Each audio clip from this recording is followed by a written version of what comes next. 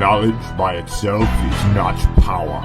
It holds the potential for power if we use it as a guide for action. Edward G. Griffith.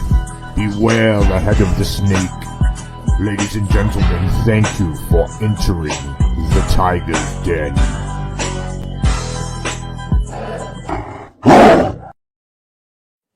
Good evening, my friends. It is late for the Tiger, but it is Saturday, May 27th, Memorial Day weekend 2023 AD. And tonight we have a very special episode because we have been honored and blessed with the presence of Occult Priestess. OP, what is going on tonight and how are you? And thank you for coming into the Tiger's Den. Hey, AT. Thank you so much for having me on this evening. So this happened through a tweet that I put out today. And I was like, hey, can I crash anybody's show? Because my shows have been buffering. So I wanted somebody else to host. And Angry Tiger was there. And I'm very excited to be here. Thank you so much. No problem. I had you on one show already. And we were talking. And I had such a good time talking to you. You were so knowledgeable. I'm probably going to want to ask you all kinds of crazy questions tonight. But you know, I noticed something. We've been having here in the Tiger's Den, we've been having shows on addiction, and I noticed something that is it's a part of addiction, and a lot of people don't talk about it. And you're doing shows on it, and it's called codependency. What made you? Do you mind me asking you? What made you start doing shows on the codependency? Okay, well, I just want to say, first of all, I enjoyed your show on addiction with the two guests. There was good information and sharing, like personal sharing, which I think is so important in recovery in general.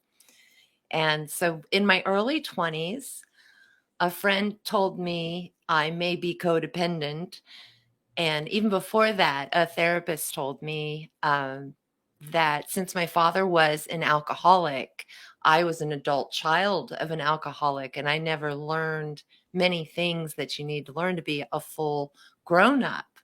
And I had his patterns, a lot of my father's patterns, like personality patterns. So I had to clear all that up, and I did. I mostly did it through studying codependency and going to 12-step meetings, or just different, we call them the basement meetings.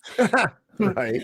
Where people get together and talk about their past, and in a very supportive environment, when you're hearing other people tell your story back to you, like very similar things happen to them, and you can see that they're doing better, they're improving, they're growing, then it gives you hope that you can also improve and grow. And it's a support system, like you can lean on people. But for the most part, you do your own homework and you relive your past in many ways. And you rescue the inner child, which for me, as a magical being, as I'm a high priestess of Wicca, I'm a pagan. And so rescuing the inner child was like rescuing my inner fairy, my magical self, my creative self, who had been under tons of abuse and problems most of her life. So it was about know thyself, rediscovering the self, and then parenting the self, which is the most important part. Exactly. No, I know what you mean. You know, I was telling people on my show the other day, you gotta, and Joel asked me this erroneous method. He's a great guy. If you checked out his new show, you had to Shut Up Joel. It's great. So everybody check out Shut Up Joel on Spotify and probably every single one of the little all the podcast platforms. But I said, you know, one of the hardest things to do as an addict, and what you must do, and it's hard to do this every day. You have to do this every day, in my opinion, is look inside and take stock of what's going on and be very truthful, right? And if you buried that inner child, as you put it, you know, underneath lies, or you know, maybe not lies, but you know, you're not looking at it. You're not, you know, it's just you're ignoring it, right? And and maybe, and another thing is people don't understand, and I might be going off a little bit, I'm not in the proper steps of saying things, but there's a trap door in your mind where when you do something horrible, or that you perceive as horrible, or that is horrible, or you see something horrible, your mind will shut those things away. Yeah. Embarrassing things. There are things that happened to me when I was a child that I know happened, but I cannot clearly remember them because they were uncomfortable, extremely uncomfortable when I was a child, right? So then I try really hard to dig deep and find out what it was. What was that? So I get what you're saying. That it's extremely important, and it's a journey to self-awareness. That's wild. Tell me more about not being able to remember. I understand you're saying trauma caused the cover up, the veil, but how did you lift that veil, dude? I was in what was I? Where was I at? I was in a bad place. All right, I was in Wayne County prison, or Wayne County jail, and that's where Detroit, all the bad people in the Detroit metro area in Detroit go to, and I was waiting to go to federal prison, and which was the cell I was in wasn't that bad because I had already been to prison once, and everybody in that jail, in that cell, had been to prison once. So they all knew how to act, which that was good. So it was mixed. There was a couple white guys, a couple Middle Eastern guys, and some couple black guys, because that's mainly what you have in the Detroit area. Yeah, it's really diverse around here. It's people don't understand how it all works. Like New York City people don't understand the city in Detroit. Nobody understands the city in Detroit because it is so diverse. It's crazy. But anyway, so I'm in this, me and this biker guy, and I've been 4 weeks in this cell with these guys. So we're comfortable. We're playing, spades and doing stuff, and, working out, and, being, nice to each other. Hey, this guy's going to the bathroom, put up a sheet. Oh, the guard's coming, give everybody their privacy, make sure everybody's staying clean, body wise, because you don't want to stink. Right. So that was good. And we're watching this. I can't remember what it was, but it was like this little kid lost his dog, and it was that Danny DeVito, something about the bear and the bear. I can't remember the full name of the movie, but it was something about and the bear, and it was this Danny DeVito movie. And I was like, I'm sitting there with all these men in a man's environment, in an environment that you don't show weakness. And this was not my first time in this environment. I knew the rules, and I had lived through it once, and I was doing it again, and I knew the rules, and I was getting extremely choked up watching this nonsense movie. Why am I letting this bother me? What the hell is going on? And the biker guy next to me, he's like, hey man, he's like, what do you think of this movie? And I look over at him, and he looks at me, he goes, don't say anything right now. And I turn, I'm like, all right. Cause I wasn't bawling up, but he could tell. And then later he's like, dude, he's like, I seen that. He's like, watch it. I'm like, yeah, I know. He's like, it did that to me too. But he's like, you can't show. I was like, I know, bro. I know. I was like, that show that much? He goes, I know, because I know you. But he's like, I'm like, he's like, what was it with that? I go, I don't know. So I thought about it for a week. And then I had a dream. And the dream was, I remember it wasn't a dream, it was a memory like dream, right? I woke up from the dream, and I remembered everything as soon as I woke up. I was probably 4 years old, and we were in the first subdivision in a rural area, and they were turning it into subdivisions. We were the first subdivision. And we lived on the side of there was a road next to our house, and there was a ditch, and all these kids were in the ditch. And I'm like, what the hell, what are those kids doing in the ditch? And I knew some of the kids, and they teased me. They called me Franco-American, but I had friends too. I didn't, but I was 4. So it was, so this is the first altercation I ever had in my life. And I go over into the ditch, and there's a dead rabbit, and they're throwing rocks at it. And it broke my heart, right? I mean, I think about it right now, and it breaks. I don't know why. I hunt, I skin rabbits, I eat rabbits, I shoot rabbits, right? Not with, but So that's not something I should be upset about. But my dad hunted rabbits, right? I mean, I knew about, the natural cycle, but and I got mad when I was crying and I started fighting all these kids and they're all older than me, 7, 8, 9, 10, and I remember I took a pounding, right? I took a pounding over the dead rabbit, and I took the rabbit and we buried it by, the St. Francis statue. But that's what happened. Sorry, that was a long story, but that's what happened. And that's No, that I that's know that's amazing that it was a dream that came to you. That's rare. I mean, I haven't really heard many stories like that. Usually it's day waking remembrance. So that's really amazing. And then you had total recall. And so what conclusion did you come to? Why? there's something about animals. I don't know what it is. Even though I hunt them, I know this has got to be hard for you to understand. Not me. I love animals. I have a connection to animals, and I have a connection to the natural world that is, I've had it since I was a kid. I love animals, and most animals like me, you know and I don't know what that is, but or why. And it was innocent. Even if that, I didn't know if they killed that rabbit, right? All these big kids, throwing rocks at this rabbit, right? It's not like you shot it and you're eating it, you're torturing it, man. And that bothered me so much that I was sad and mad at the same time. And I noticed something that did something to me too. Now, when I get sad, not now, but when I used to get sad, I turned it into anger. Hmm. Now I know that when then that happens, like if I get mad at my significant other or something, I want to get angry because I want to protect my feelings with rage, right? That doesn't work. Sorry. Well, I also wonder, and now stop me if it gets too deep there, AT, but I wonder if you really identified with the animal because you had felt bullied at some point, like the animal, like you were seeing what was happening to the animal. Well, sure. A couple of those kids had done that to me. Not They didn't kill me or throw rocks at me, but they beat me up. They teased me because of my name.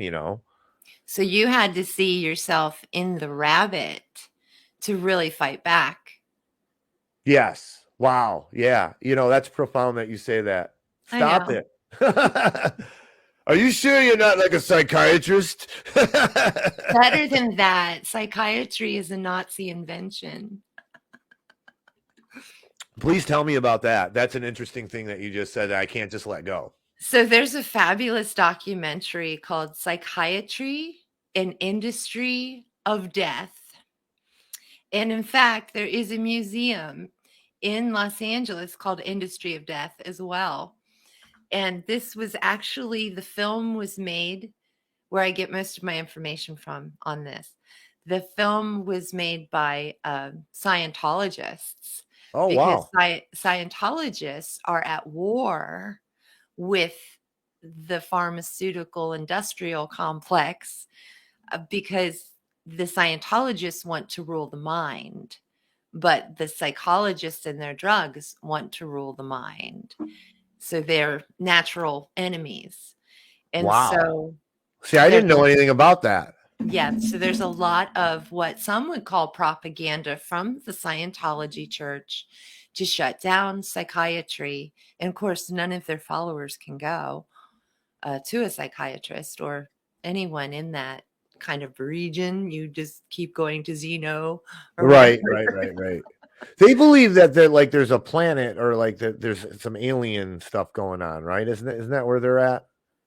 Okay. Yeah, and that there's thetans and that the body is riddled with them and you must cleanse yourself of them because they take over the mind like a mind parasite. But of course, this is all L. Ron Hubbard's science fiction. He was a science fiction writer before he became L. Ron Hubbard, and he also, I think he was friends with Werner von Braun. Okay, interesting. Oh, wow. It's Yeah. interesting. There's some kind of connection there. I'm not sure I remember exactly which one it was. But the Wow. industry of death will take you through the early days of insane asylums, and it will show you what these human beings, how they were being tortured, Oh much my worse God. than rabbits. You understand? And so you could sit in your own feces for a week. Some real bad stuff went on. And I believe still does, because it is an industry of death. I totally agree with Scientologists on that point. But, Scientology is a bunch of science fiction, which also comes from Nazi NASA. And Right. they're all on the same page. Exactly. No, and it's all, Aldous Huxley. You could go on and on. Um, it's funny that you mentioned the Scientology thing, and then so usually what they do is they I notice some of these phony things, they hijack other religions, or they'll take parts of this and parts of that, parts of this, and it Well, sounds look like at what that's the Romans did to the Greeks. They yeah. literally took Yep. their gods and literally renamed them. It's the most terrible thing that's ever happened. Well, here I have a question for you here though. Now the Etruscan tribes there, which the Greek were Etruscans. What do you mean Etru, Etruscan? Well, yes, the tribes of Etruscans that would encompass Spain, Greece, and Italy. Italy. I'm more familiar with the Italian Etruscans because they're Strega witches. Oh, no, no, yeah, don't get me into. So my mom, on her side of the family, is from Benevento. Ooh. So yes, so there is the Strega is I'm very familiar. Again, I've studied a lot of this stuff. I'm extremely familiar with the theology of Well, the let's check Strega. this out then, because this is interesting. So, where is Lucifer in the Christian Bible? Right now, what do you mean? Like, where does he preside?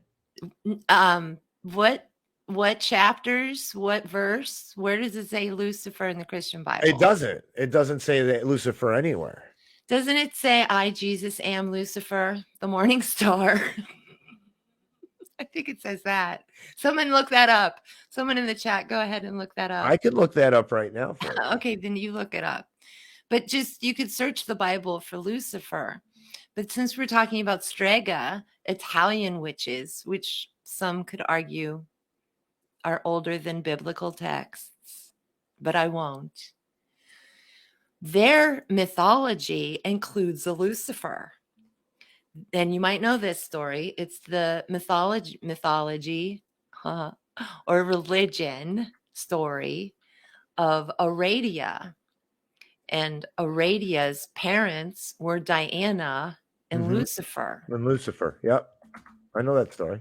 And it wasn't at all like the Christian devil kind of Lucifer. This predates the use of Lucifer as a light bearer in a negative way. And so, yeah, those were Aradia's parents, and Aradia was sent to Earth to teach the witches. That was her thing. And she's known as the goddess of Aradia. But that's also who the Strega worship or look up to, Well, yeah. And correct me if I'm wrong. Dana is the moon goddess. She is. And Lucifer was god of something else. I forget. He was some kind of star, I think. And it's all metaphoric because Lucifer and Diana were brother and sister. But that's metaphor, dude. And it was metaphor in Egypt, but it's no longer metaphor, unfortunately, in parts of Appalachia, in all parts of the government. Right. And in England with the royals. I just because I am Catholic, the text that you're using is taking it out of text a little bit. I mean, oh, okay, cool. Tell us all about it. Well, the morning star, he's referring to himself as the morning star. Now, I don't think that back then they were using the word Lucifer and morning star as the same thing in Hebrew. Okay, so you have to remember. Right, it's Hebrew.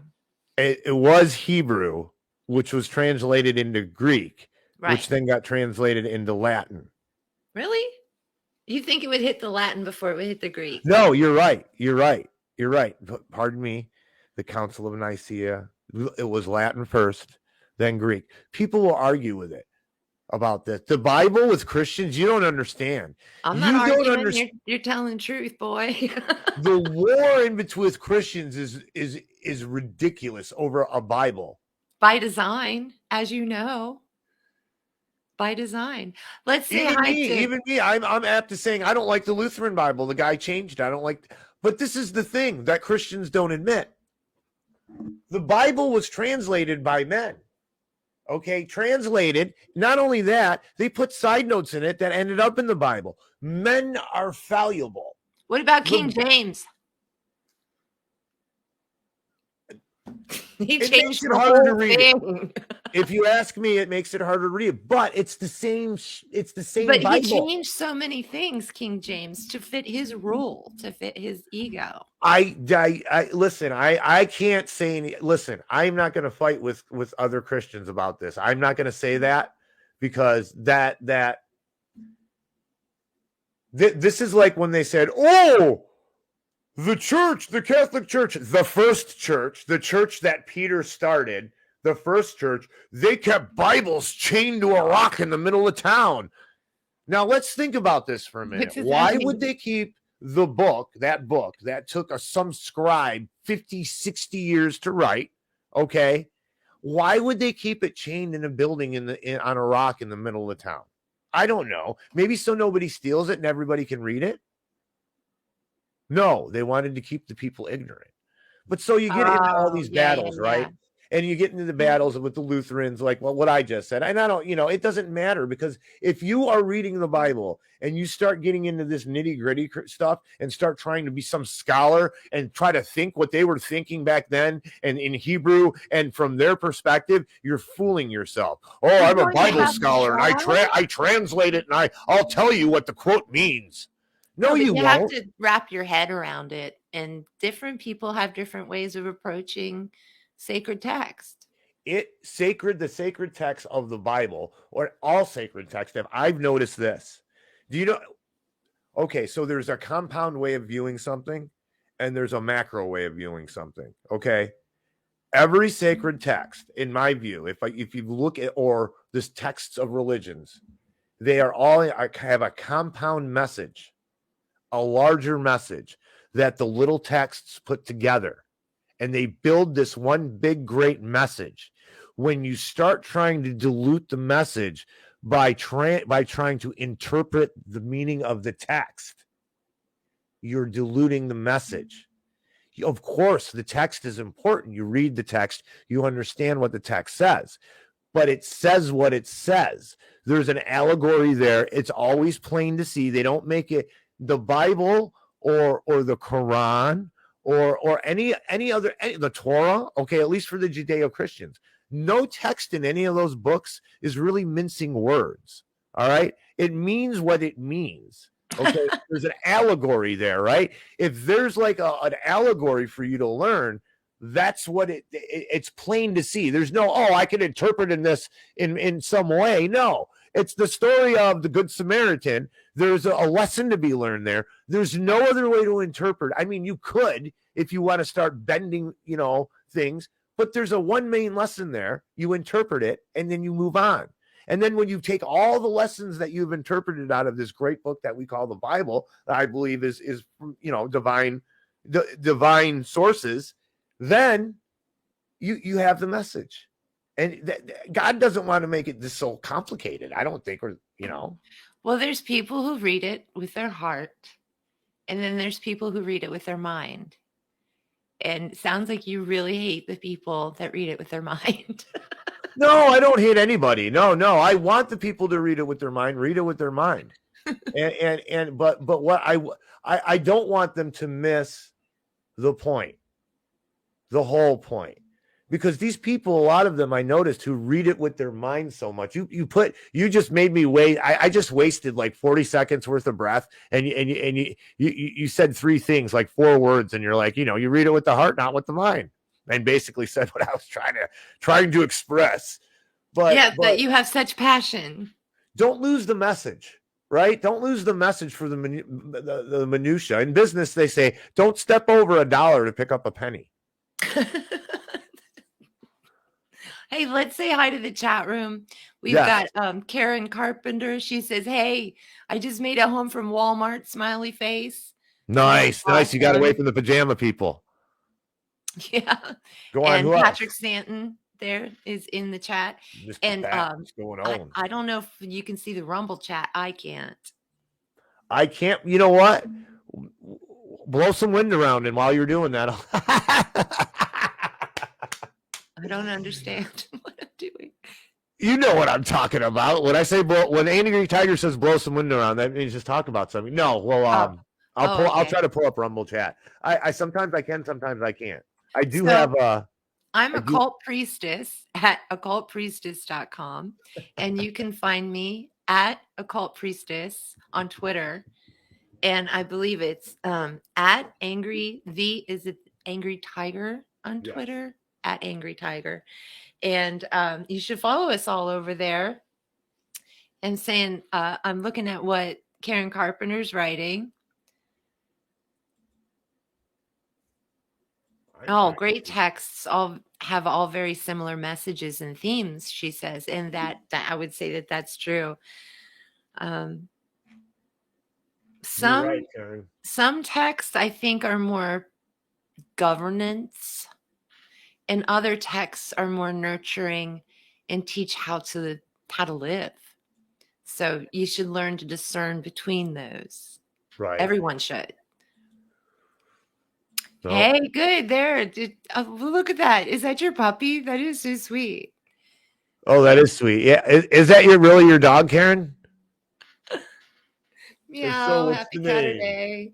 And Angry Tiger and I are both Chinese zodiac sign Tiger, but I believe he was Sagittarius, and he's a fire tiger, and I'm a wood tiger, and those are elements. So wood is like, totally chill, kind of stiff, kind of really professional, Capricornish almost.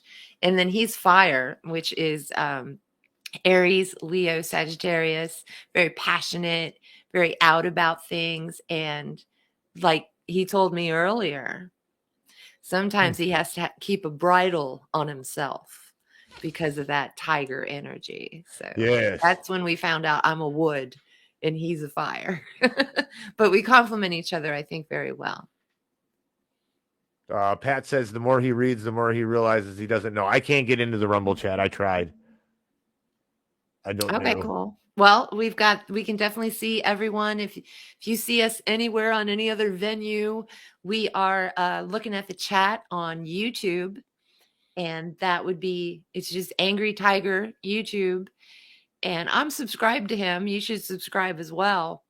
When I looked up for the subscription, when I looked at my list, now I'm distracted because I'm full screen. I just looked up Angry Tiger in the search. Hello, I'm back. There's a video called Angry Tiger, which is actually an Angry Tiger right above his channel. So thanks. Hey, by the way, OP, we are live and broadcasting on all TNP platforms. The New Prisoner. Woo! I would like to give a shout out to the New Prisoner and the crew over there. You got number 6. You got John Henry. You got Leeson Bellinger, and you got the mastodon of researchers, Mr. Chris Graves. And their show is absolutely when those guys get together, it's awesome. And it's a pleasure and an honor to be on their platforms. Yeah, Lisa's super smart. I always like being around her too. Oh, yeah. Karen Carpenter says, yes, the dog's name is Jeffrey, and he is 13. He is a great dog. Nice. And Harp says nobody's in the chat on Rumble. Oh, hey, Harps. We're all praying for you to feel better, dude. Yes, Harps. Saturday. Yep. Definitely. Yeah, man. That's broken ribs, man. That ain't no joke at all. Not at all. So that's interesting. So you have some insight on Christianity. Can I ask you a question? Were you raised in a Judeo-Christian household, or? I was raised a Jehovah's Witness. Oh, okay. Okay. So yeah, it was. So what do you think of the Jehovah's Witness? It's a cult. I mean, it's actually proven that it is a cult. It does follow a lot of the United Nations type of charter type of stuff. The Watchtower is basically meant to frighten people into submission. And it tells people not to strive. That's one of the biggest things. Like I was born ambitious in the sense that I wanted to do big things and help a lot of people. And they were like, well, don't go to college, don't do anything that's going to make you a big person in this world, and don't dress how you like. So it's a lot of cult aspects to it. And my mother, because of her love life, was what they call disfellowshipped, which means no one in the family could frickin' talk to her. Oh, wow. Yeah, like not much less inviting her to Did things. the family follow that order? They did. Wow. So they For shunned many her. years. Yeah, she was shunned, and then I was mad at everyone, and it's nothing good comes out of being angry at your entire family as a child because No. they're treating your mother like a whore. It's just like, "Don't you know her?" And it's like, "No, they're brainwashed. They have to follow the rules." Right. And eventually she went back to the church, but at some point she did come with me, and she took what we call refuge. My mother took refuge with my guru, as I did, in Buddhism. And refuge is a safe space, right? And that's what my guru gave us, was a safe mental and emotional space with which to explore ourselves through meditation and yoga. And also, I think she was really magical because she would send me home with homework, like meditate on this week. And by the time I saw her the next week, the medicine, the energetic medicine that she'd given me and the homework I was doing was working on me, and I was growing. It's not that it didn't hurt, it did, but I was growing, and it was more graceful with a helper, with a teacher, than it would have been otherwise. That's for Right. sure. Right. Nice. So you so apparently you made the transfer into Buddhism.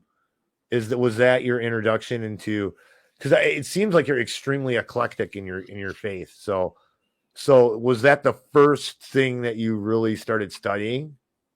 Well, that's why I called myself the occult priestess, because I wanted it to cover all of the mysteries, because you can't put me in a one category, and that's what confuses people about me, and whatever.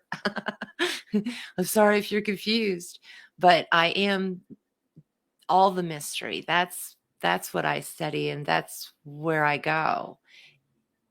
So why do things halfway, basically? What was the question again? Was that your first non-Christian religion that you Wicca was. When okay. I was 15, I met a Wiccan, and he showed me fairy books and cute things. But he was a very bad person. And so after I ended my friendship with him, I found, quite by accident, a book on Wicca. It's called Buckland's Complete Book of Witchcraft. And I I had that book. had been, oh, really? Absolutely. I'd been Absolutely. praying for something. I needed something. I was like, I know I like certain things like tarot cards and things like that, but where's my religion in all of this? How do I worship God? And is there magic? Hey, real quick, Karen Carpenter said she was good friends with a Jehovah's Witness. The woman used to visit her house, and she actually misses her and worries about her. And guys, if we say something, I mean, we're not attacking anybody. We're just talking. And I'm sure Karen knows that. But and Patrick says great people can be found everywhere, right? And of course, look, I love our viewers. It's awesome. Yeah, I should always be interacting with the audience. I've got my laptop over here so I can see the chat. It's really cool. I love them because they're so smart, right? And Yeah. they're lucid, and they're not. Karen Carpenter, she is brilliant, and she doesn't judge anybody. She's been That's one of the around for a things. long time. I Well, don't know sure, how you guys got her. She's been around a long time. but she's no, she's awesome. Pat's awesome. All our viewers, Harps, everybody. But anyway, so you got into the Wiccan, and then did you stay with? Did you just keep that? So here, let me ask you a question. So people, because we're gonna have a mixed bag of viewers here. I'm gonna ask you a lot of questions on the behalf of Christians, I guess, because they're gonna, it's stuff that maybe I've thought about. So Christians don't know this, I'm sure, because they don't study this stuff. A lot of them are forbidden to.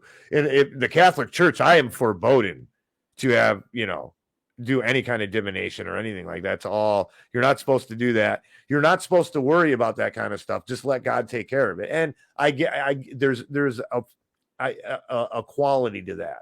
Hey, Also, the Bible states, "Thou shalt not suffer a witch to live." Yet some dude went to the witch of, was it Endora? but what's a witch?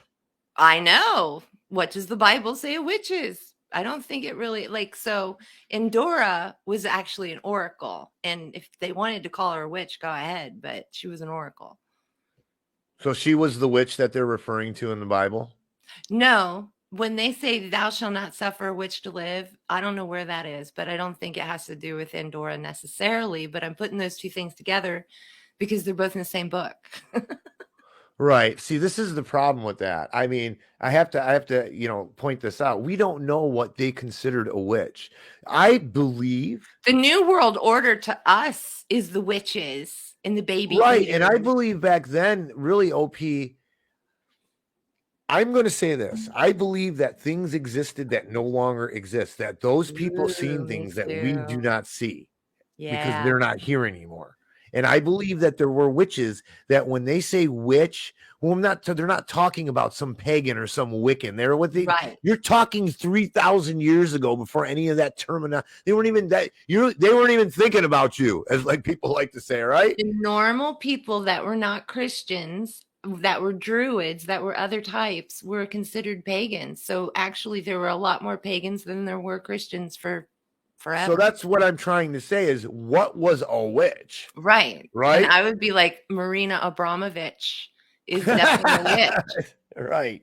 I Right? mean, really, honestly, when they say witch, they could be talking about like a woman who really, or a man who really could, a warlock who could really, as a connection with evil. Yeah. Back to what I was going to say.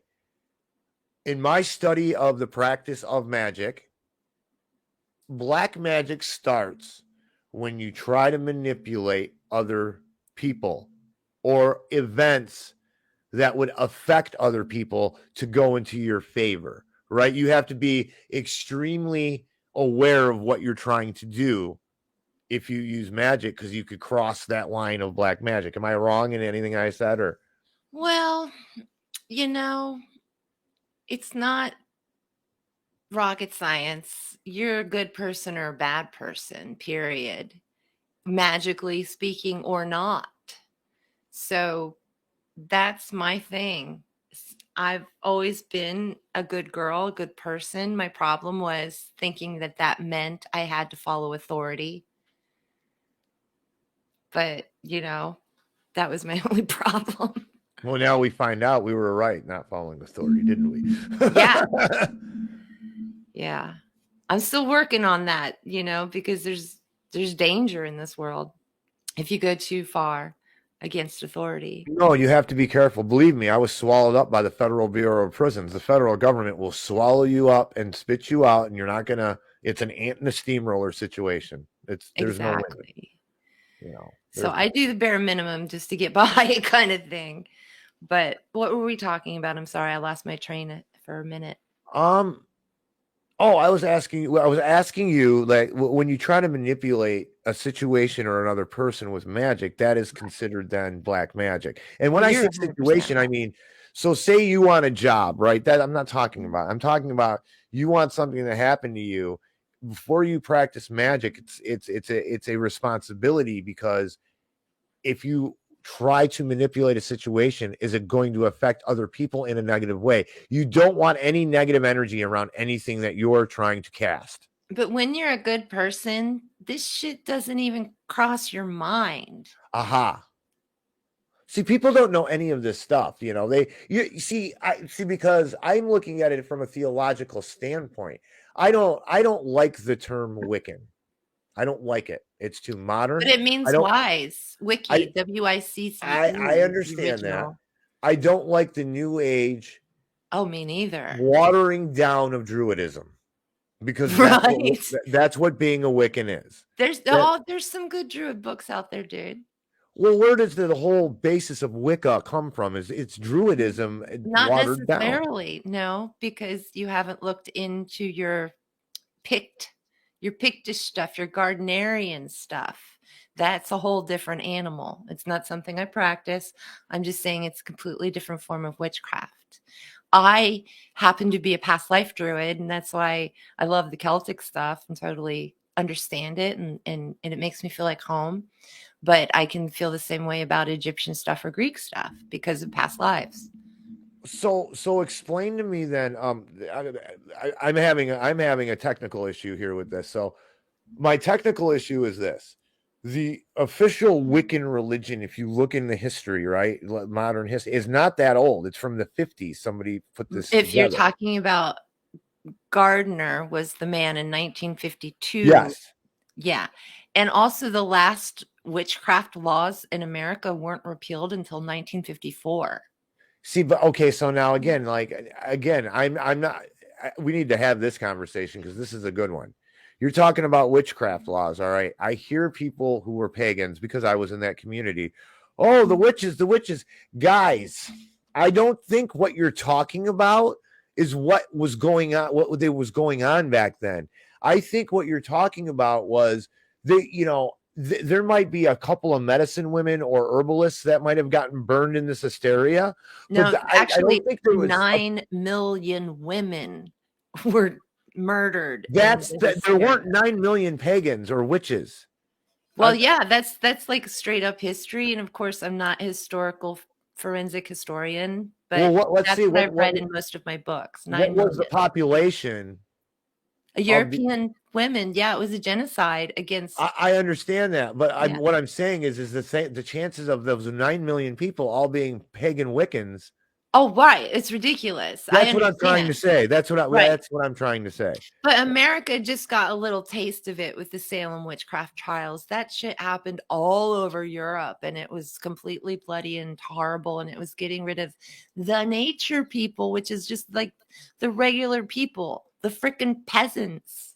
No, I get it. That's what I'm trying to say. Yeah. I'm saying again, this is my thing. We need to be historically accurate because you talk to some, I'm not trying to be an idiot, but some 25, 30-year-old pagan, person that you met at Earthlore, let's just like some shop that you got over here, all right, that sells crystals. Okay. And they're telling you how, the pagans and the Wiccans were burned at the stake. And that, you know what? I doubt, I would be surprised if one of them was in the Druidic or Celtic faith. Okay. I'm not saying actually, but I'd be surprised that the church were bitches, dude. If they found you with a pentacle, they would kill you. The church was a bitch. Please believe me. Well, yeah, but this is another thing though.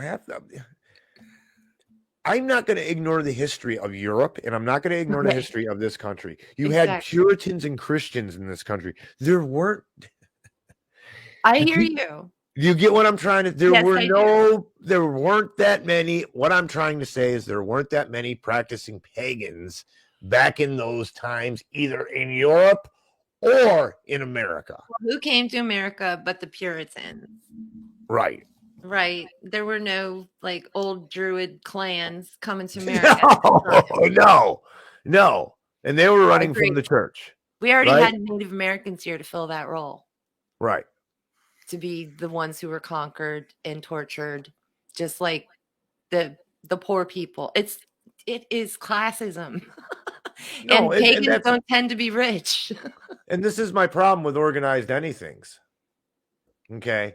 Men, and I'm not just saying men, but men as a race, the human being gets in power and the human being is corrupt. And women are not, they're susceptible to that as well. Cause you see it in life.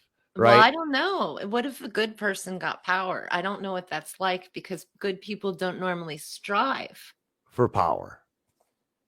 And who's going to hand a good person power in this world? Not Rockefeller. So what keeps the evil? Because I know you believe in evil, right? Yeah, it's a force. What keeps that force at bay Is it the force of the good people who aren't in power? Say it one more time. What keeps that force of evil? Okay, so we can again. I can talk to you. You're. This is great. You know that there is positive and there is negative. There Yeah. are negative energies and there is positive energies. One cannot exist without the existence of the other. Okay. What keeps the evil from, because they're in the power, what you're saying, all these people who are evil, they're in power. What keeps them at bay if there are no good people in power? What keeps that from overwhelming? I mean, we're being overwhelmed now, but it's a fight. You can see it. It just can't swallow us whole. Why can't it? Well, it's doing a really good job because I know. so many people are just dying. I so many people, so many funerals. It's happening, and I usually get the news a little bit beforehand. So this summer, I think people are going to realize people are really dying. So No, yeah, and Dora was Samantha's mother's name on Bewitched, Agnes Moorehead. I thought that was cool because that's they cool. probably were referencing the Bible with that. There's a lot, yeah, because there's some people got a classical education and they know a lot of stuff, but that doesn't happen in our education system. So, Yeah, a lot of my smarts come from Wiccan and pagan books because they really are written by a lot of scholars, actually. Just geeks that got into college and just went into their religious roots and brought us back the good stuff. I think it's a miracle, actually, that we do have so many detailed books on the past of Wicca and paganism and what we went through. But I identify as a pagan in this lifetime because that's what we're called now. Right? right. So when you tell people, well, I worship the ancient Greek and Egyptian gods, they don't get it. But if you say I'm a pagan, they're like, oh, and then they think they get it. Yeah, but they don't. They really, they, It's good enough for short conversations, though. Just it gets you through, right? it does. That's the thing. There's short labels for everything, and if you get to know me, you might get the long label. Well, it's hard, as a Christian, I don't like being ignorant, and I will not be ignorant, and I will not listen to people who tell me to be ignorant. God is not telling me to be ignorant, okay? That is not happening. There's many things that I believe that Christians follow that sound like they came from men. And when something sounds like it comes from a man, you have to look at it. It might be good, it might be bad, you know. And I think that pagans saying have the same. You guys got the same thing. It depends who wrote what script, what what scroll, The what thing about paganism, you know. the teachings themselves are more just poetry. What's actually teaching you is the earth, nature, her cycles, Mother Nature, the moon, learning your astrology, to know thyself, but also talking to the god and goddess as your divine parents and asking them to help you in each and every little way in your life to do God's will. And So so it's a lot. so that is a lot if you're going to be devout. I am. Um, so I you think guys believe in a everybody should be, though. I'm a you big fan of God. you guys you believe, because this is here's another thing that I found when I was practicing paganism. Okay, because I was like yourself. I was extremely eclectic, right? And I think maybe because I'm of the Catholic background, that helped me become Totally. more acceptable to a lot of different ways of thinking. Because Um, Mary. well, Mary and all of the saints, and I have to say, I went to Catholic parochial schools. I was taught by my mother. Priests came to my house for dinner. The priest came, he's the same from the Wow. same village my dad was from. So I'm getting a it, name. Who is Saint Aloysius? Aloysius. Yeah. What would make you bring up Saint Aloysius? That I heard it in my head. He's important, and I can't remember why, and I'm being a bad Catholic, Okay, but I'm look it punching up. it. That's exciting. We're gonna find out about Saint Aloysius. Because what a weird name, right? Yeah. Supercalifragilisticexpialidocious. Aloysius. It's Saturday night, y'all. How you feeling out there in the audience? Saturday We are night. shouting out the last prisoner, the TNP network. Yeah, TNP, welcome, welcome, welcome to all the TNP viewers. We this is a special edition of the Tigers Den. We do mainly throw rocks at the Federal Reserve, but when I have a brilliant mind like occult priestess here, I I just it's wide open. I don't have a subject. I don't have a topic. Her and I, we get up here and we rap about theology, psychology, inner feelings, outer feelings, the inner sanctum of everything and the outer sanctum of nothing. But no, I'm Rock just on. yeah, we have fun. We have fun. So interesting that you brought this up. Saint Aloysius, he is from the Republic of Venice, Italy. He died June 21st, 1591 in Rome. He was canonized on 1726. He was a Jesuit, which not for our friends who are not schooled on the different denominations within the Catholic Church. Yes, the Jesuits. The Jesuits are like the scholars of the Catholic Church.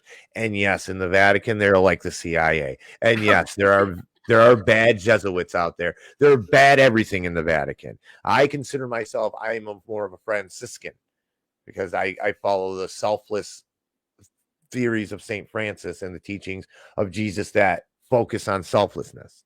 So anyway, Aloysius was the eldest of seven. Let's see why he was Shout out to Elf. Sorry, I'm shouting out Elf in the chat room. Patrick Breeze. Oh, nice. But he goes by Elf on Twitter, and that's why I call him that. So what was he the saint of? That's what I'm trying to.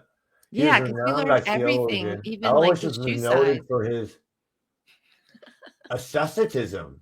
What does What? that mean? I'm looking the word up now. Asceticism, to exercise, the practice of denial or physical, psychological desires.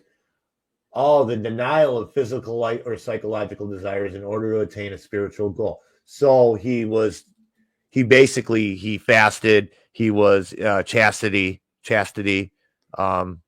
What was that word? They use the word asceticism. You mean like ascetic? Asceticism. There you go. Thank you, OP. Well, an ascetic is Hindu and Buddhist. They are the people that roam the woods and they grow their hair long and their nails long, and they eat what they can off the land. Very minimum lifestyle. That's the most not lifestyle of them all. Yeah, no. So he was an assessor. He practiced asceticism and quickly volunteered. He was like he would care for the sick if there was a plague or anything like that. Yeah. Boom, he was there. That is weird that popped into your head like that. Well, I think you should research him because it did pop into my head, and that usually means something. I'm definitely. What do you know? I don't even know how to spell Aloysius. Let me spell it for you. It's Aloysius.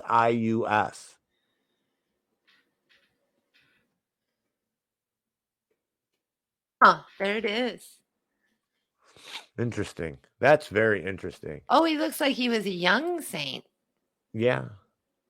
Because he's kind of, handsome. You don't find that often. One of the things that I don't talk about a lot on the show and stuff, and this is off the kind of cuff thing here, but we're, there's a lot of saints that they're not, they don't decay, right? Their bodies don't decay. They're not immutable, but that's incorruptible. Like incorruptible. That's right.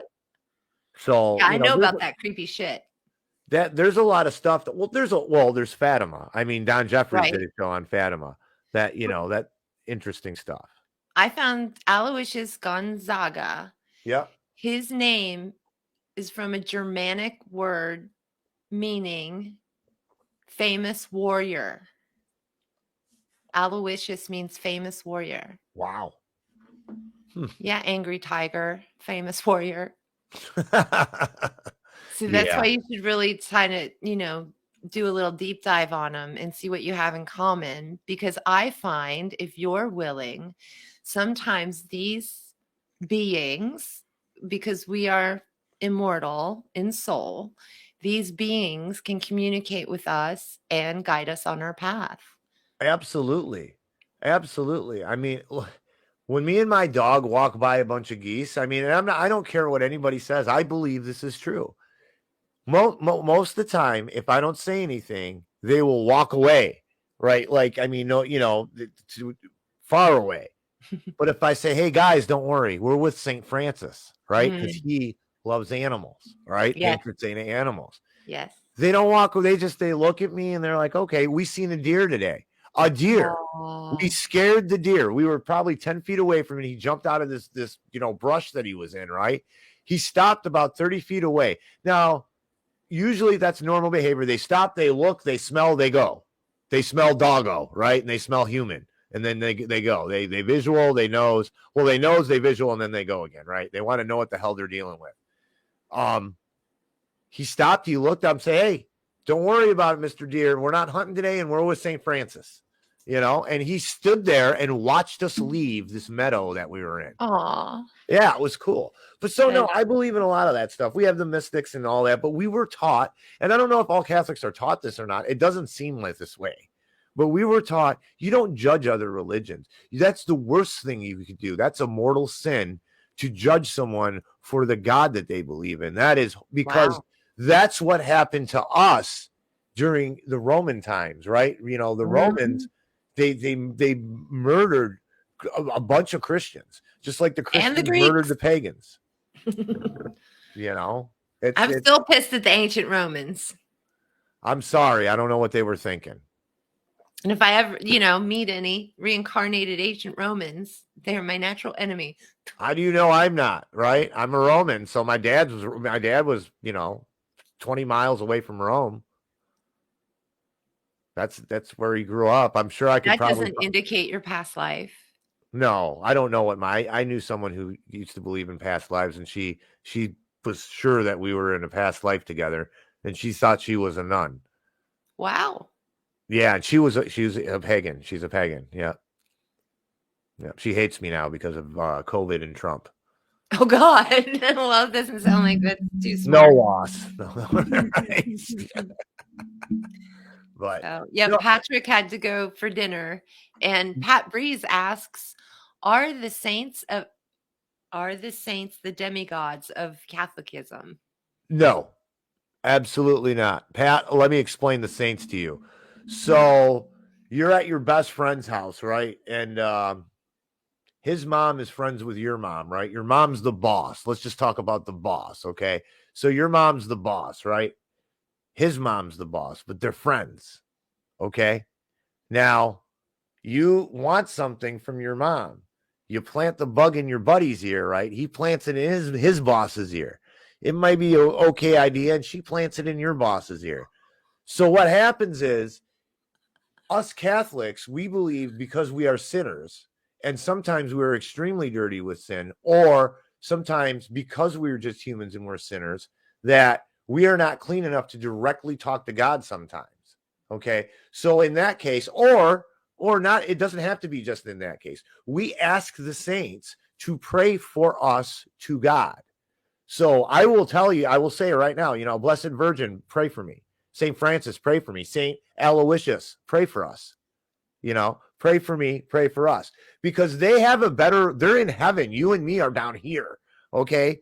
And I don't believe in the way that I believe. I will not go directly to heaven. I hope I don't go to hell. I hope I make it to purgatory and I sit there and someone says enough rosaries or prays on my behalf enough to send my spirit to heaven. Because I don't deserve to go there right now. And I know that. That's something that as a Catholic I live with.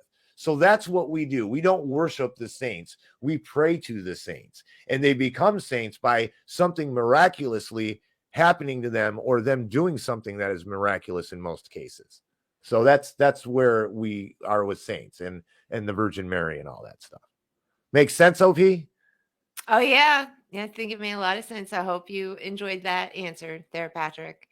But I can see where his comment came from, because as a pagan, I call upon the saints too.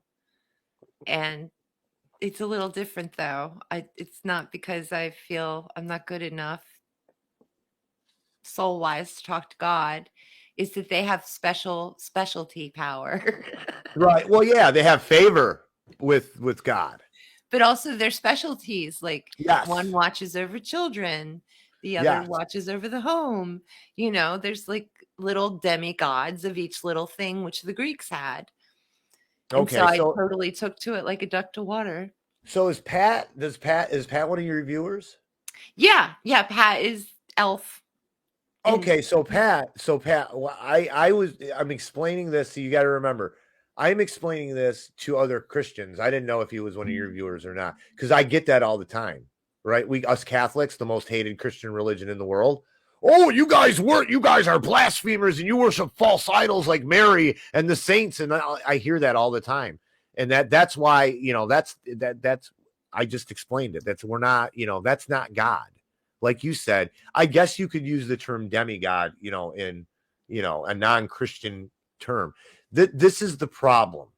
This is something that irritates me, and I'm well, glad that wait, that wait, we're wait, wait, wait, wait, wait, wait. Okay, they won't let me not say this. say it. Saint Bridget, Saint Patrick, different saints, but very much on the same piece of jewelry. Saint Bridget is a pagan goddess. She was stolen and tied up and gagged and taken and put in to become a saint. And so now we have Saint Bridget and actual Bridget. So a lot of the saints are coming from the older religions because they wanted it to be easier to convert people. I have to look into this. Okay. Please, you have it on record. I have said it here in court on record. You've got the documents. The documents. I got the documents. I got the numbers over here. This is of Saint Bridget of Sweden, Saint Bridget of the Celtic of tradition. Ireland. Yeah, sure. Scotland, Ireland, all of those. Indo-European, Eastern European, I don't know, some kind of European. Iceland, maybe even Greenland. Saint Patrick, and she's okay. So this is the one that she's. Yeah, so the Catholics have these little medallions that you can go into their stores and buy.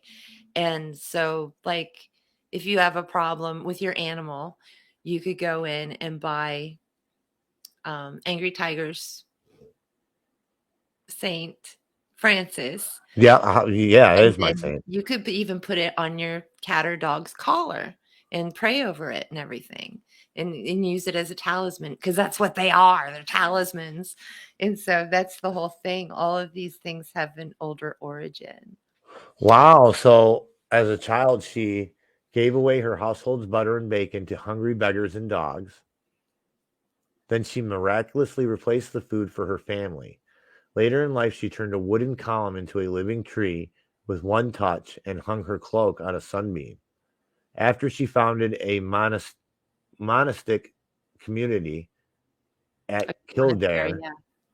and became its abbess, she traveled, preached, and was said to have cured Christians of conditions such as blindness, muteness, and while many early female saints have miracles attributed to them, few of them actively proselytized. So it sounds like maybe, I'm not going to argue with you about the kidnapping. I don't see that in here. No, But that there's was a joke that she was kidnapped by your religion. But that's not actually the goddess Bridget that you're reading. You're reading a story made up about a person that may or may not have existed because it is Saint Bridget, the goddess of the fire, the hearth, and the home. I took And you literally, so dude. you can look up you can look up Do Beltane. We that. actually do work with Bridget on wait a minute. Imbolg, sorry. We work with Bridget on Imbolg. And she is the one that becomes pregnant with the new son. The Festival of Lights, right? Yeah. Yep. So that's Oh the wow. original story of Bridget, who later became Saint Bridget, apparently a girl who did things for people. Yay. Actually, So it made it sound like a really independent woman that she would travel and proselytize and heal. I mean, she kind of sounds like Jesus. here's something that another thing that people don't get, and I think the information that we're all going off of is a lot of it's convoluted in a lot of different ways. Because why everything I've read when I was reading into theology, the occult, Christianity, Christian theology, Judeo-Christian theology, Judaism, okay, Kabbalahism, all of this stuff, you have them cross studying each other constantly. Not each other. You only have the white man trying to get the tribal people stuff. That's it. I don't know if I look at it like that, because you got to look at it as there's knowledge that people are trying to get. They're trying to understand it. We were never studying Christianity as pagans, as poor people. We did our own things. We were not co-studying. We were studied like the Nazis studied the Jews. I don't think monks are Nazis. Well, no, but monks were like in their I don't own. think monks that write information down about druids and druids who write down informations about monks are Nazis. I have never seen druids write But information you don't about know anything about Corpus Christi or the contract of Corpus in Christi. Florida. Oh, OP, what's up, OP? I might know. You I don't know mean, what all the Druid monks, you don't know about the Council of Nicaea? yes, I do, because I did a whole show on that. And there was no Druids involved in any of that? No, it was the king. Wow. It was the king that went against the church No, no, no, no, no, no, no. at That's not Nicaea. what I'm talking about. No, I That's not, haven't seen those historical records, my friend, or the but you can send them to me. Constantinople, the Conference of Constantinople. No, That one too. no, I So a bunch of didn't your listen to that. druids, the great, okay, the druids, right? And there's bad druids too. A lot of the pagans and the tribe leaders met with the church in Constantinople, at the Council of Nicaea, the Council of Trent. They were all there. Okay, and from Europe. Where were the trees, man? The trees weren't there, but Well, it sounds like these are like power people that are looking for power. the high priests were all there. So they came up with this whole. You guys act like that the church did this by itself. The pagans act like no. The Yes, church we did do. this. We do act like that. Yeah, well, that's not true, because they had the help of the high priests who were in charge of the pagan religions, mainly the Druids. The Druids were the wise men of Europe. They were the sages of Europe. They were the ones that were listened to. They were the same as the Pharisees were in Jerusalem, and they were the same thing. Wow, that's really wild because so Merlin, the tale of Arthur, Merlin worked for the king, Uther Pendragon, and Arthur, and he did some messed up stuff. Yeah. And he was a druid. Yep, it's all there in Excalibur, you guys, 1979, I think. Harp says in the chat, they used pagan rituals to make it easier to convert pagans to the Christian faith. And Karen Carpenter, thanks for explaining the roles of the saints, because I'm not very familiar with Catholicism. You're That was welcome. cool. Welcome, Karen. And Hops, you all right? And Karen says something else if you want to highlight that. The first time I heard the hymn, If St. Francis Was at Diane's Funeral, it made quite an impression on me. Oh, wow. I wasn't at that funeral. Like I didn't watch Coronation either, but that's really neat. That is really neat. No, and I'm not arguing. What I'm trying to say, OP, is that when it comes to religion, again, the power. That's the thing. When I think of druids and pagans, I don't necessarily, I love Merlin as an archetype, of course, but I don't think of powerful people and hungry. Why? You're wrong. I think of people out in the woods, man. Yeah, but you're wrong. But see, and I agree with you. Okay, but this is the problem. As much as Christianity, this as much as Christianity did bad things to the pagans, I'm not going to deny history. This is true. The high priests, the high scribes, the Pharisees of the Druid world, the priests who ran shit were as bad as the church. The church, if they were following the teachings of Jesus Christ, would leave people alone. Right, I know. That's Where you, did the you I know. didn't know Druids had money, because you have to have money to have power, so I didn't know, like, these were noblemen, because really only people I know that had money were noblemen. So King Arthur was a no good son of a bitch. Well, he Okay, was a I mean, nobleman, obviously. okay. Merlin was an. I mean, I like to lionize Merlin a little bit every now and then myself, Right. but he was a no good son of a bitch. I don't know his true history. I mean, He was. He worked for the king. He was the king's. right, Main but dude. I don't What know. do you mean you don't? So you can't just because we can't just we like Merlin. Merlin was a no good son of a bitch. He worked for King Arthur. He advised King Arthur.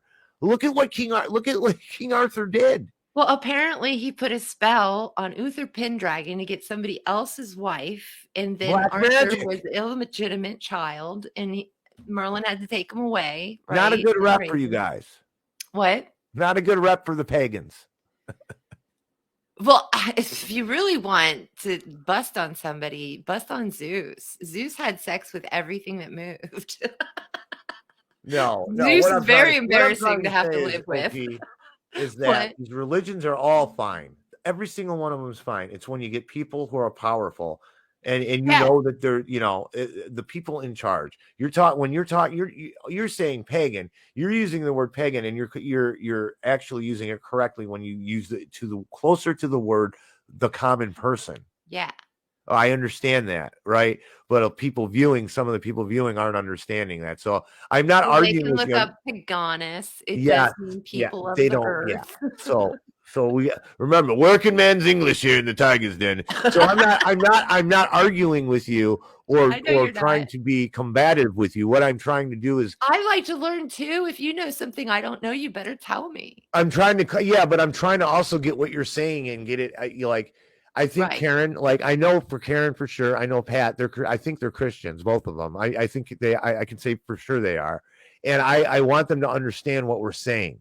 Do you get what I mean? It's Of course. very important for me for people. I don't know why, but when I met you, and I talked with you one time. The first time I talked to you, we weren't on air or anything. I think it was Jay. Let's talk to OP and see if we can get her on. Yep. Whatever. I'm like, okay, and I talked to you, and I'm like, she is extremely learned in theology, not just paganism and all that. She's not some flighty drug addict, smoking flowers and from the forest or whatever. You know what I'm talking about? Snorting fairy dust and trying to be something. Or hey, look at me, I'm special. I'm a witch. You're not like that, right? I was So never like that, dude. I noticed that you were in the world of not conservative, but more of a libertarian kind of thinking. There are a lot of Christians of all Conservative Christians denominations. and I agree on most things political. Yeah, which you agree with on most things political. But you're a occult priestess, and you're in here with all these Christians with this chat. And I was like, after I got to know you, I'm like, we need to demystify all this religious stuff. This is too much for me. I can't sit here and argue with someone whether you're a witch or not, and you're going to hell because you're one of the devil's brides. She's put a spell on Angry Tiger. She's the devil's bride, and now Lucifer is in his eyes. And soon he'll be pregnated with the devil's seed. And he will give birth out of his mouth to a baby demon. Anyways, and he shall call it Akabak, and it will turn into a mule, and he shall ride it across the plains. I am sorry, I don't know where the heck that came from. But my point is, we don't have time for that. We have a tyrannical government, terra firma on earth with their hands around our throat, choking us to death with inflation, with social engineering, with all of this stuff that perverts the very things that OP is, whatever you want to call her, a pagan or witch. Guys, she agrees that they're perverting nature. They're perverting the natural world. Okay? They're perverting God's world Okay, because even I can tell you all the stuff she's talking about, all the religion she's talking about, there's none of this unnatural stuff going on. There's no transgender stuff. They're not killing their babies. None of that stuff is going on. Okay. So we need to stick together, guys. If we're in the same court, you kick me out. Oh, he's Catholic. He's a Jesuit. Oh, that Baptist. They think they can, eat snakes and they're not going to get hurt or whatever. You could do that with everybody. Muslims. You know how many Muslim friends I got? Sunni and Shia, and I know Alawite. Dude, and if you want to talk about Muslims, one more thing, and I'm gonna let you have your thing. If anybody out there is going to talk about Muslims and you don't know the difference between a Sunni, a Shia, a Alawite, or a Wahhabist, shut the F up. Because you're ignorant and you're talking, you sound stupid to people who are cultured and know about this stuff. So if you don't know those terms, Muslim, I don't drink my beer and get my shot going out. We're going to go kill us some Hajis. Muslims, they fuck little children, pardon my French. I'm pissed. Because I know these people. Guess what? They follow the same rules as the Jews and the Christians. Same God. God of Abraham. God of David. Sorry. That's it. I'm done. Where's your tiger? Roar. Help me, occult priestess. Get me out of the hole. I just buried. Where's your tiger sound? There we go. That's what we needed. We needed a roar. What do you think of that? I mean, I'm sorry. That just really irritates me. What? The ignorance.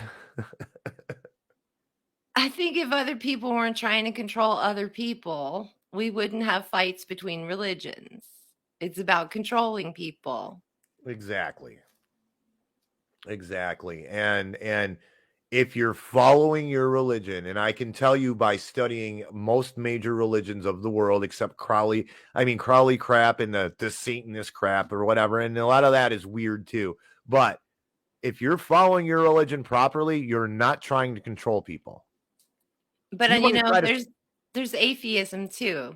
And I find I don't have a lot in common with atheists. It's very hard for me to hold a conversation or someone who's judging me and thinks that I don't believe in God, which basically is what atheists would project upon me anyway. But there's other people who think, well, you're not this kind of Christian or whatever, so you don't really believe in God anyway. And I have so much faith and I spend 24/7. This is my life. God is one of my best friends in this, the gods, my spirit guides. I talk to them much more than I talk to people.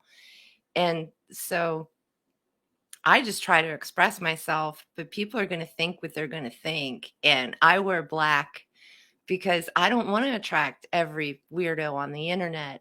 I don't want to have a huge audience of idiots. I'd rather have small, core, smart, loving, beautiful audience, and that can grow. Nice. But I'm not trying to be popular at all. Right. No, that's good. You're standing on your principles.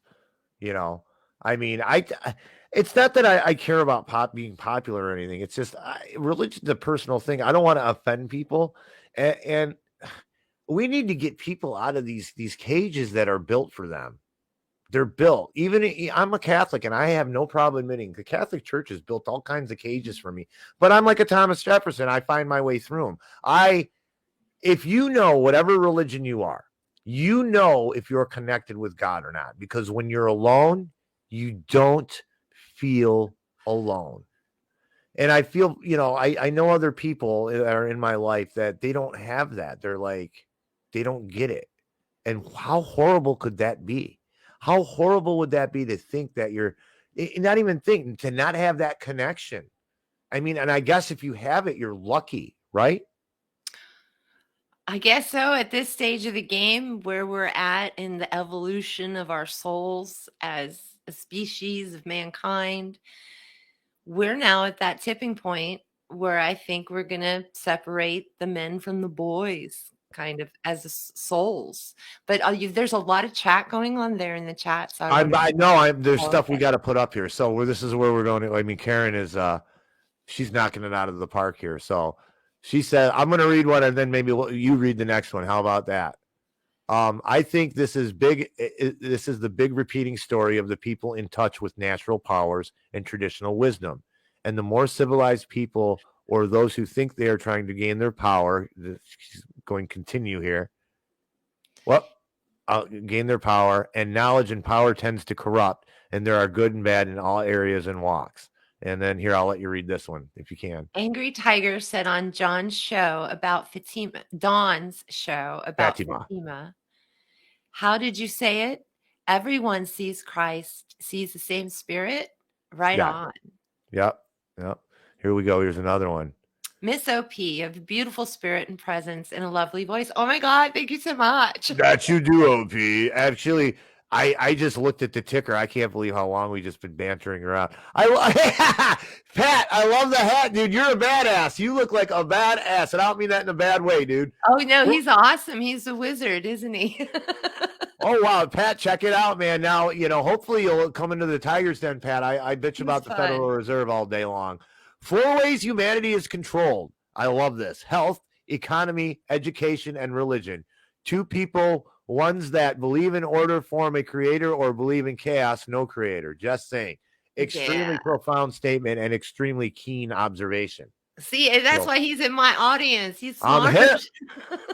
I'm hip. Nice. So OP, I don't know. I like talking to you because we see things kind of in the same kind of purview. And I tell people, if you don't like me, don't watch. Right? Everybody knows who I am, where I'm coming from. I will say this, and it's hard for me because I'm kind of a man's man, right? But I love everybody. I love all the viewers. I love you. I don't mean that, in any weird ways, guys. But I love humanity. And I'll admit this here. It's late at night, I get welled up when I see stuff. When I first found out about GMO food and put the poison and the cancers being, all this stuff is I wanted to cry. I get upset. I get emotional when I read certain stuff and think about, and I really have to clamp down, man, because there's something that connects us all, and we got to fight what's coming. If something bad is coming, and we got to fight it, we got to do it together, and we got to put all this bullshit aside, and we got to deal with what's really in front of us, the attacker. It's right in our face, and it is evil. And Occult Priestess, just because she believes in something different, I want her on my side, and not just because of that, but because her energy, her spirit's clean. It's good. And that tells me, and it should tell other people, that whatever she believes in, there's something to it for her, and it matters, and it's good. So I just wanted to say that. I just came out of my brain. I don't know. Thank you very much. I appreciate that. I like this guy. Pat says, I love everyone except people who don't like cookies. They can't be trusted. Just saying. I agree, dude. Anyone who doesn't like cookies or any kind of confection, I am suspicious of. Or dogs. So Pat's favorite cookie is the Oreo. So if you want to get on his good side, give him Oreo cookies. Gotcha, Pat. I'm going to tell you something, Pat. I make a mean-ass organic sugar cookie. Oh, yeah. Okay. Angry Tiger likes to cook. You cook, Occult? Or OP? Today was my very first day. I put it up on my Facebook. I actually baked from scratch from the very first time. So I'm very excited about that. What did you bake?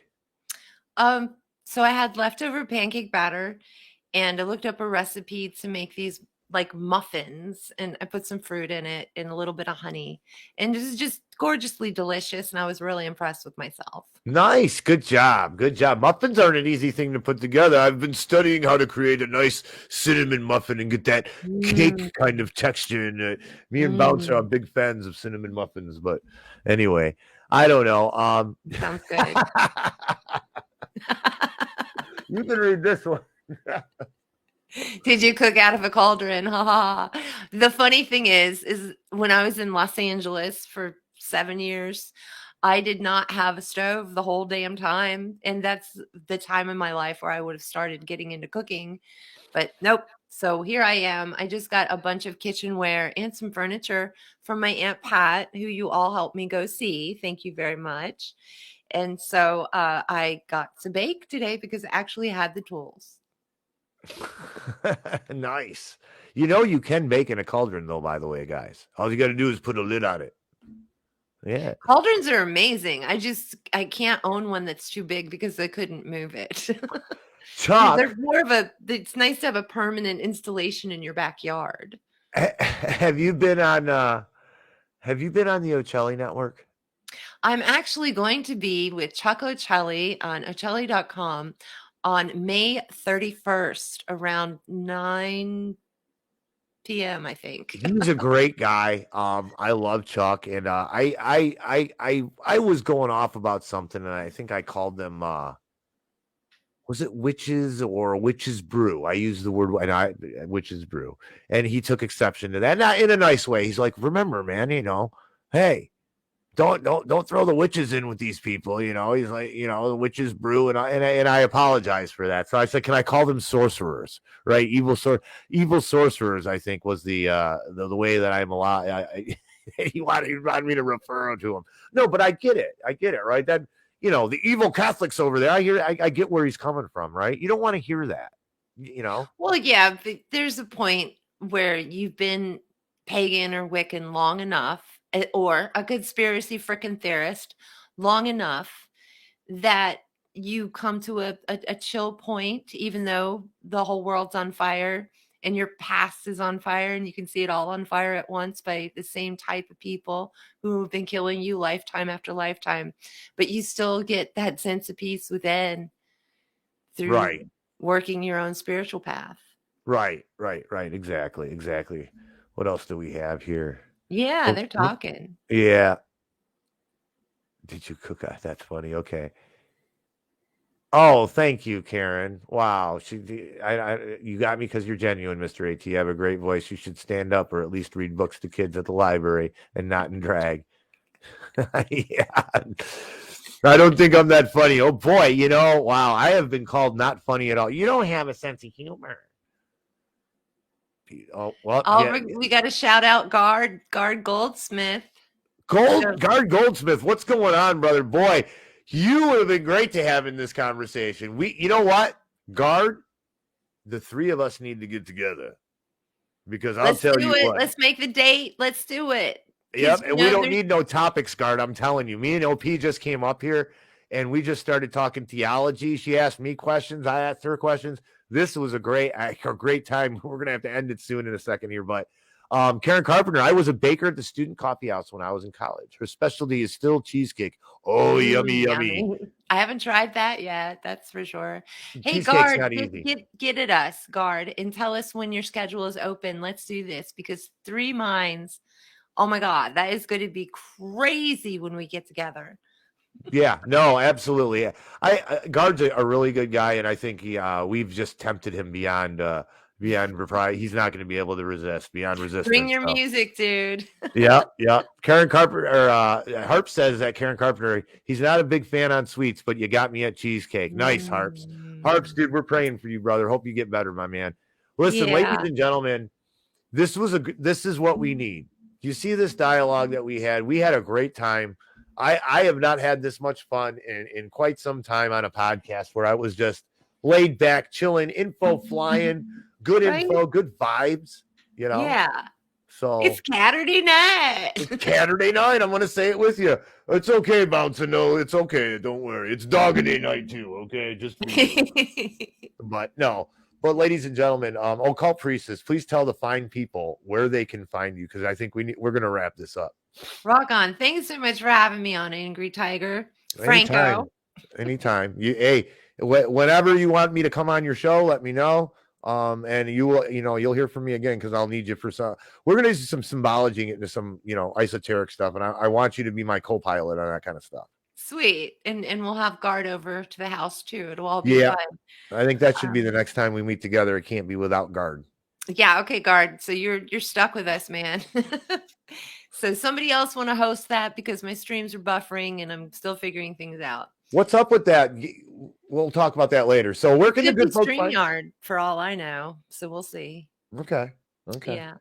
You can find me at occultpriestess.com. I have been a professional psychic soul counselor for over 30 years, and that's what makes me awesome. Really, I mean, who's been doing something that deep with people up in their souls for 30 years? I think I'm a rare person on this planet, and I'd love to help you out. So you can find me at occultpriestess.com. I also have a Rockfin channel where you can become a subscriber, and you can also tip me over there at rockfin.com/occult priestess. And if you go to my YouTube channel, YouTube/occult priestess, there's also a donate button there at the top, and there's a donate button there on my webpage, occultpriestess.com. Thank you so much, Angry Tiger. I had a blast. Thank you for making my Catter Day. No problem, OP. It was an honor to have you on here, and I'm glad that we did this. And I, of course, am Angry Tiger. You can find me at Angry Tiger's newsletter over on Substack. You One can also, second. yes. If you're going to do a friends link tree, I want to be on that page. Ah, okay. And also, I want to get with you if you want to start a Patreon, because I'm going to start a Patreon, and we might want to confab on that. Let's talk. Yeah, we'll talk after the show. I got a couple ideas. Okay. Okay. Cool. Go ahead. I want to run by you. So back to, okay, wait a minute. Whoop. Okay, here we go. I am Angry Tiger, and I'm going to throw these up. I'm not going to read them, and you can find me at Angry Tiger's newsletter on Substack. You can also find me at Tiger's Den on YouTube, the Tiger's Den on Rumble, and you can find me on all TNP platforms. So, ladies and gentlemen, I would like you to know time is your most valuable, and Twitter, Angry Tiger Fireworks. Time is your most valuable commodity. I want to tell everybody, thank you for tuning in. First of all, thank you for tuning in. Thank you for watching. Time is your most valuable commodity. Try not to waste it. Cherish it and use it wisely. Spend it doing something you love, with someone you love, or improving yourself. Preferably all three of those things. Ladies and gentlemen, good night, and until we meet again. Your time is your most valuable commodity. Cherish it and use it wisely. Until we meet again.